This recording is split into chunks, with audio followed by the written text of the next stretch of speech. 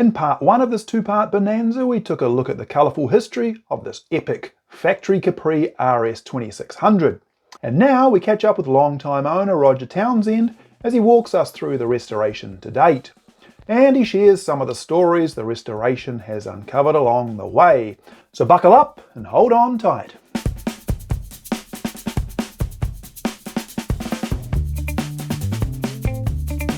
So this is my buddy Rog, and this is his car. And you bought the car in 1987, is that right? Yes, long time ago now. Yeah. It was probably a project that most people would have walked away from.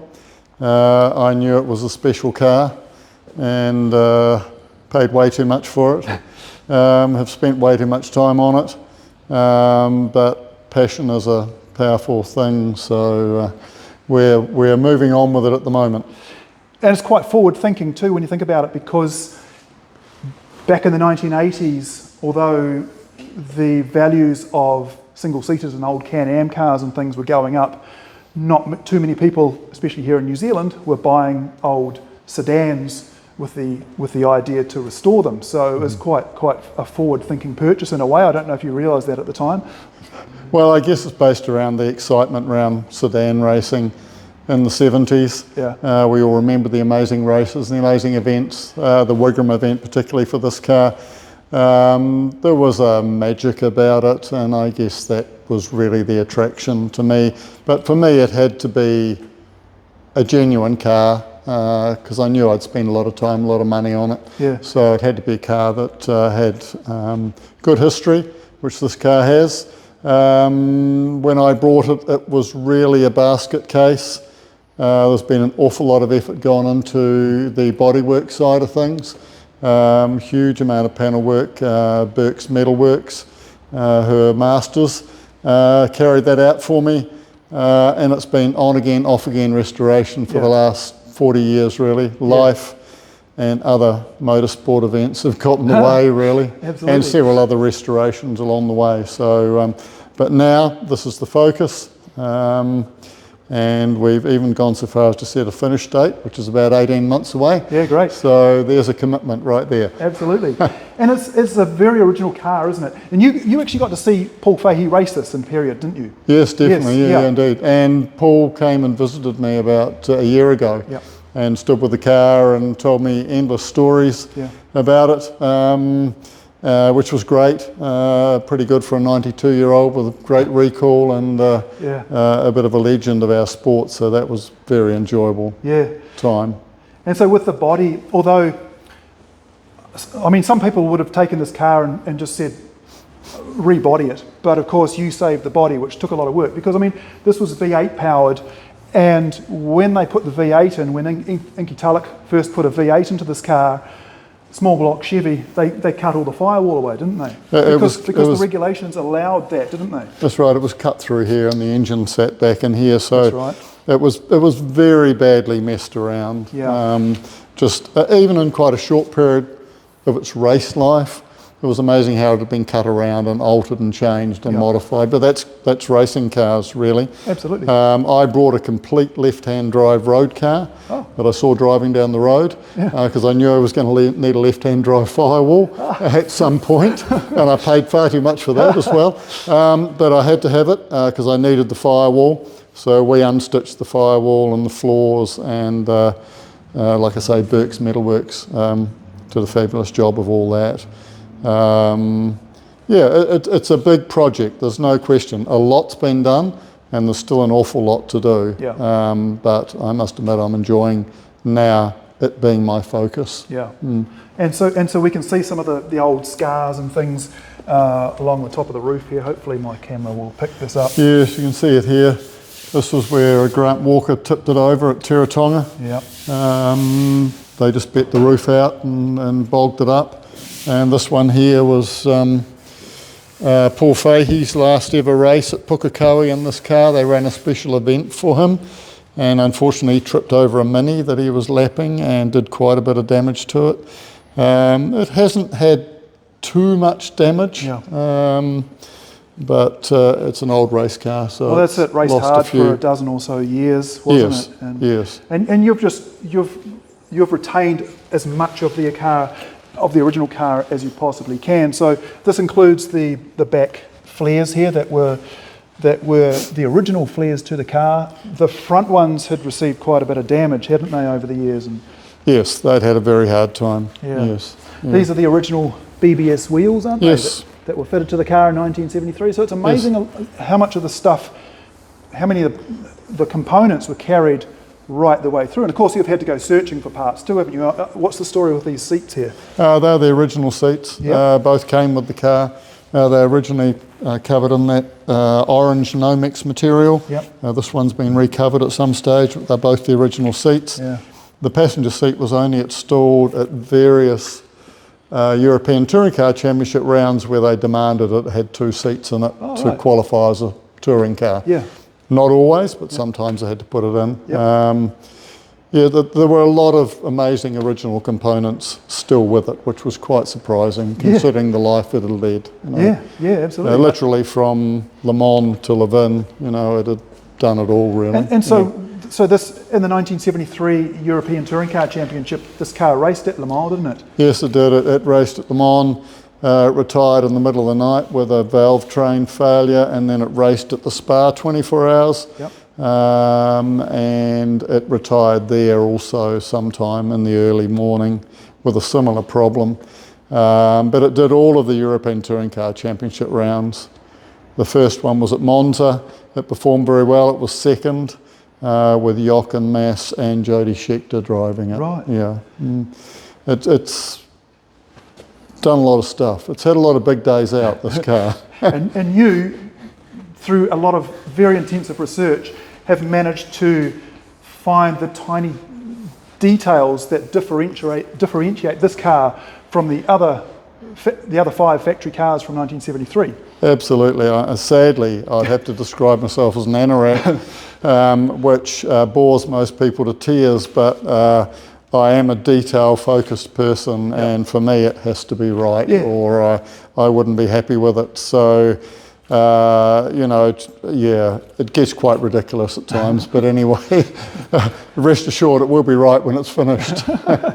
And so, your perseverance with the car and finding so many of the original components, that includes this is the original radiator, isn't it? Yes, it is, yes, yeah. Absolutely phenomenal. And it's actually in really good shape too. Yes. Yeah, they're a special component. They never made 6 cars, there were only ever 6 radiators. So it was a real find to find that. It had quite a lot of features for 73, really. I think I've talked to Steve about the inbuilt fire extinguisher system we'll go and have a with its own sensor for setting it off. They had the oil top-up system I showed you around the other side for the oil tank. Ford and BMW were hard at it, basically. So this is a system whereby they topped up the oil tank. They had a gauge in the rear window to show the oil tank level, and when they were doing the 24-hour races, if they pitted and it was low on oil, a man came along with a pressurised tank and give it a couple of litres to keep it going. So quite clever ideas to make them competitive, I guess. Yeah. And this is all the original fuel system. Yes. It's staggering just how much has survived. And see, a lot of people might not want to keep this stuff, but you are, and what you have not been able to save. So the oil tank had been modified during Inky Tulloch's own. It had been cut in half, made bigger and put inside the car when he had a Chev in it. Luckily it was the original tank, so we just remade the centre of it. All of this dry brake fueling stuff was gone. Managed to locate one of the fittings, had to have the other one made. Look, I just like it to be correct, simple as that, you know. I wouldn't say I'm the most... That includes replicating this as a 2-piece pot. Yes, which to me looks ugly, but that's how it was. So, and this section here was just riveted on top, just to follow the shape of the boot lid. I wouldn't say I'm the most creative person in the world, but if I have to copy something or follow something, I'm very good at it. So That's why we'll end up with it exactly as it was, I love really. that. Yeah, isn't that fantastic? Yeah. And what's going on under here? That's the fuel collector, where the fuel comes out of the aircraft bag tank, goes into this collector and then off to the fuel pump. Yep. And over to this side there's another wee fitting that goes into a separate compartment in the fuel bag, and this is a little tap which originally came out of an aircraft, and it has a cable, goes up by the driver. Should he run out of fuel around the back of Le Mans or Spa or somewhere, he pulls on the cable and it gives him another 5 litres to get back to the pits. And you've gone to great pains to get all these details correct, haven't you? Yes, great pains. Yeah. And had a bit of help with people along the way finding stuff. Yeah, identifying. Yep. And that's the great thing about the internet, isn't it? I mean, you've posted up questions about some of these parts. You know, can anyone identify this? And it's amazing the knowledge that's out there. It is. It's the internet. I don't know how we restored cars previously without the internet. Yeah. It just solves so many problems. Yeah, yeah. And so many people know so much stuff. Yeah. It really is quite surprising. These are the jacking points. They had a couple of big airbags with a bar between them. Yep. And they'd throw them under there and up they went. And they ran these cars without bumpers, did they? Yes. Yeah. Paul had to put bumpers on it for the New Zealand Saloon Car Championship. Right, yes. Yeah. But yes, they don't run bumpers.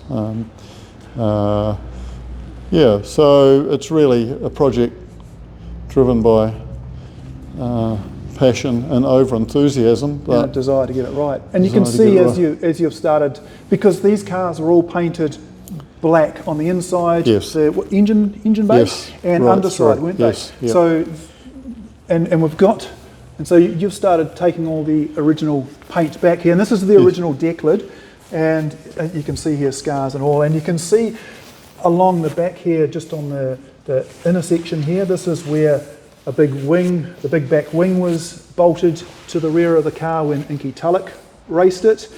But this right here is the old, what's that, Air New Zealand? Air New Zealand teal. Yep. From when Paul Fahey first brought the car to New Zealand. And yes. That dates back to December '73. That was painted. Right. Yes. Yeah. And so, what was that visible when you? No. This only emerged as you started removing the paint. These were all filled in, so it was it was dubious as to whether it was the original boot lid originally, but it turned out that it was. Yeah. So, yes. It's going to be an exciting car. I'm very much looking forward to the day we can roll it out. And having sort of done a little bit of restoration myself, you also, when you're restoring a car, you reach that, as you're going along, you're thinking, at what stage in this car's history am I going to restore it to? Yes. So for this car here, it raced the 1973 European Touring Car Championship.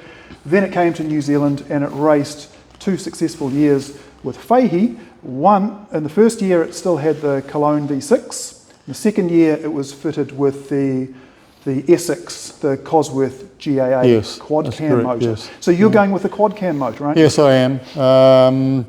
If I was being totally correct to its original specification, it would have to run the single cam Westlake engine, which my other car has. If I really remember this car, it was when it had the quad cam Cosworth engine in it. I have the original quad cam Cosworth engine in it. I'm putting that in it. That's how we're going to run it. It would be very easy to change it back, very, very easy. But at this stage, that's how I'm going to do it. In Europe, it was painted in the Ford Works colours. Lots of people would say that perhaps we should do that again.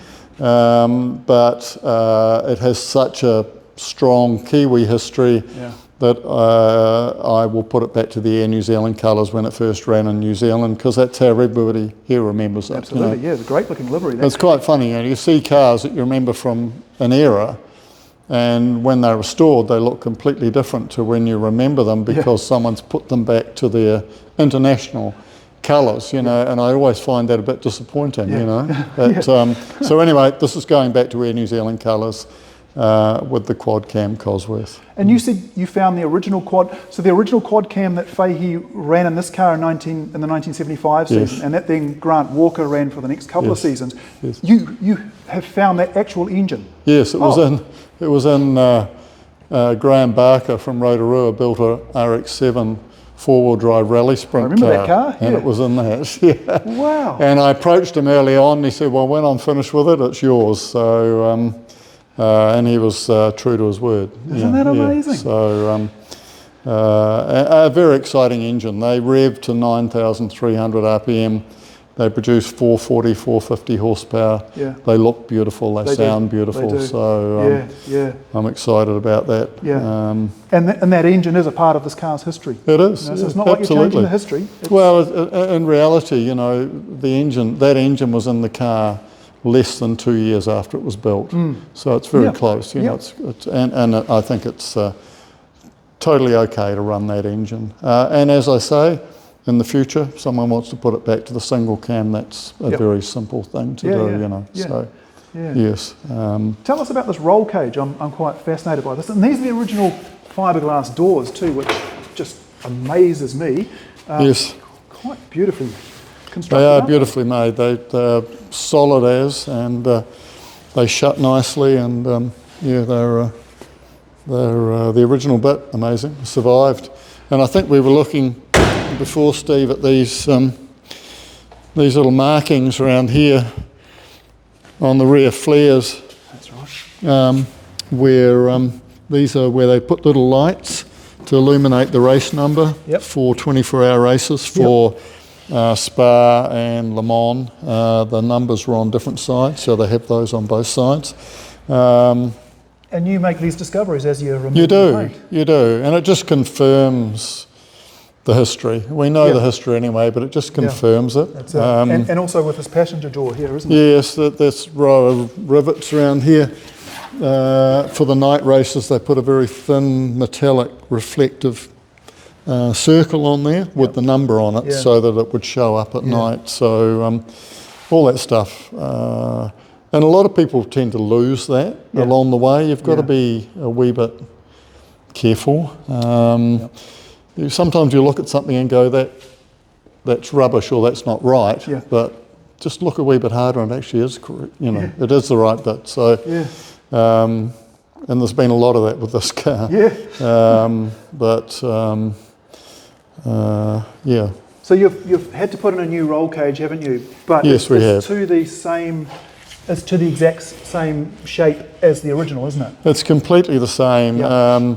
The original roll cages on these cars were tiny. The tube for the front legs was about 20-25 mils.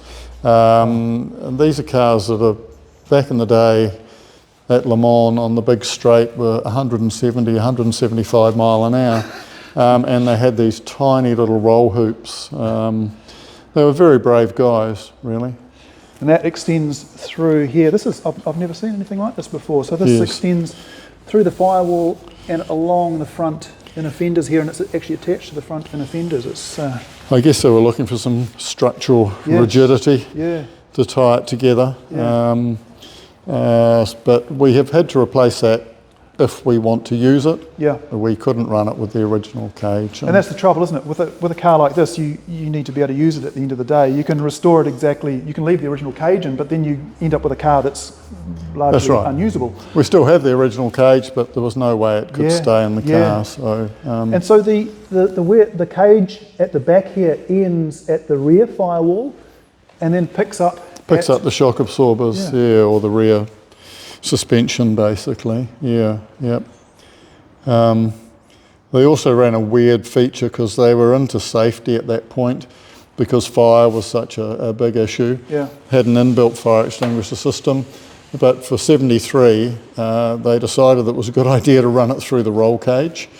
So the fire extinguisher actually, when it was released, went through the roll cage and exited out of little holes in the roll cage. I'm not sure it would have been that effective, but that was how they did it. Isn't that amazing? And of course on the boot lid here you can see a range of colours from, that's probably 74 for 75 with Paul Fahey. You can see a little bit of the Air New Zealand teal Yeah, there, some of the Air New Zealand colour there. This is the swimming pool colours when Grant Walker ran it. Yeah. There's a bit of the red from Inky Tulloch's NEC. Oh, yeah. Or International Harvester Trucks colour. The guys at Burke's told me they rubbed through 26 coats of paint. 26? 26, yeah. So she'd had a few spray jobs. Yeah. Yes. But what a phenomenal machine. Will be.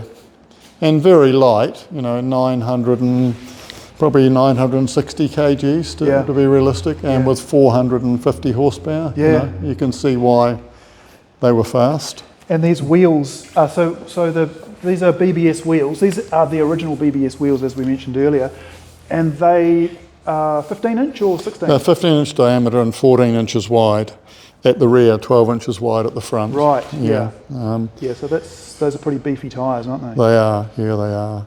Of course, the problem was that Ford wouldn't homologate a road car with a rear wing.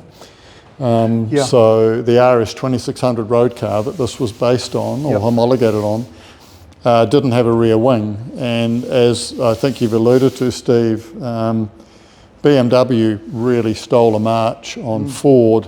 They turned up virtually on the last day that you could homologate a change. Yeah.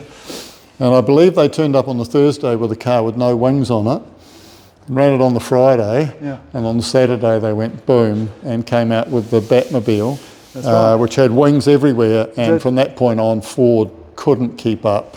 Yeah. They bet them at Silverstone, but everywhere else they couldn't keep up. So they won two races apiece in the first 4 races, and then the Batmobile turned up in the 5th race, and BMW won all the remaining races. And BMW really took the piss in a way with that rear wing, because it's my understanding that rear 3-piece wing that was on the back of the BMW 3 CSLs wasn't even road legal in Germany. It was never fitted to the cars. No, that's right. And so when you bought a brand new BMW 3 CSL, it had that wing. It was in the boot. 3 pieces in the boot. But still, it came with the car. And they homologated. And so Ford was sort of caught with their pants down a little bit. They were, absolutely. I think they were riding on their success from 72. Yes. They made some changes. The car was better. Yeah. But it just didn't have the aerodynamics for the second half of the season. Yeah. And then the following year they built the RS3100, which had a rear spoiler. Yes, that's right. And so the RS3100 road car kind of looked odd, didn't it? Because all the flare package and everything didn't need to be fitted to the race cars. No. So it had little skinny 13-inch wheels and a giant ducktail rear spoiler. Indeed, yeah. But that's what they had to do to homologate these parts. And then you had to sell 250 odd of them, didn't they? That's right, Or produce 250 odd. Yep. Yeah, what a thing, man, what a machine. Yes, that was the trick. You know, like all motor racing, there's a fair bit of stuff that goes on outside the rule book. Yeah. I was talking to Jochen Mass, fortunately, lucky enough to talk to Jochen Mass at the Goodwood Festival of Speed, and he assures us that there were several races that ran water-cooled brakes, which were totally illegal. He told me the story, they hid the water somewhere and they did this and did that and da-da-da-da-da, but it was a pretty tough old battle between Ford, BMW, Alfa Romeo were in there. It was game on, really, it was a pretty well limitless money. Yeah. At that time, you know. And when you think of the drivers that they had just for 1973, Jackie Stewart and Emerson Fittipaldi, for example, I think they just did 1 or 2 races, but the driver lineup was quite phenomenal. Yes, Jochen Mass, De Pallier, Schechter, Stuck, Jerry Birrell, it goes on. Yeah. Amazing. Yes. Really amazing. So we're looking forward to seeing the car as it comes together, as the restoration comes together. But what you've achieved so far has just been phenomenal. I mean, I love your dedication to preservation. Yes. And saving as much as you possibly can, because a lot of people don't have that mentality. And you know, there's the old saying, it's only original once, and this car is just so original. It's quite the preservation doesn't necessarily cost any more. It just takes about 4 times as long, that's all. But there's no way I would do it if it wasn't correct. It just has to be right to me. And, you know, sadly, probably myself and about 3 other people in the world would know that it was right, but I couldn't let myself do it without it being right, so it has to be correct. And yes, it's been a very long time to get to this point. It now has my full focus, and we've set that deadline, which is 18 months away, so it has to happen. And it's just a lot of work and a lot of time, but there's nothing stopping it being completed now. I know everything I need to know. I know all the detail. I know how everything was. It's just a matter of time and effort.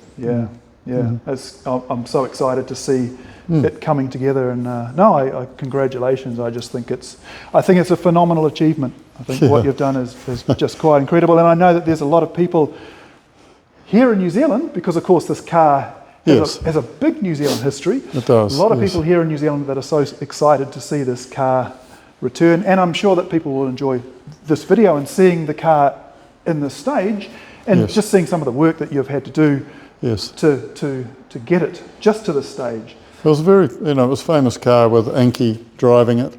I remember watching races with Inky and Trevor Crowe and the Starlet at levels, and it was just absolute ding-dong stuff. You know, they were just all over each other. And then Inky did things such as Coronet Peak Hill Climb. That's a gravel hill climb, no, it's seal. Oh, is it? But the road up to the ski field. He won that maybe 3 times in this car. He did a flying kilometre at 184 miles an hour in this car. A lot of bravery. Look, it's done a lot of stuff. Even though its entire motorsport career was probably less, it was probably 12 years. It's done an awful lot of events, and a lot of those being very major events. Absolutely it has, What a thing. That's brilliant. Thanks so much, Roger. All right, thanks for having us. And hopefully I look forward to showing you more next time. Brilliant. Thank you. Okay.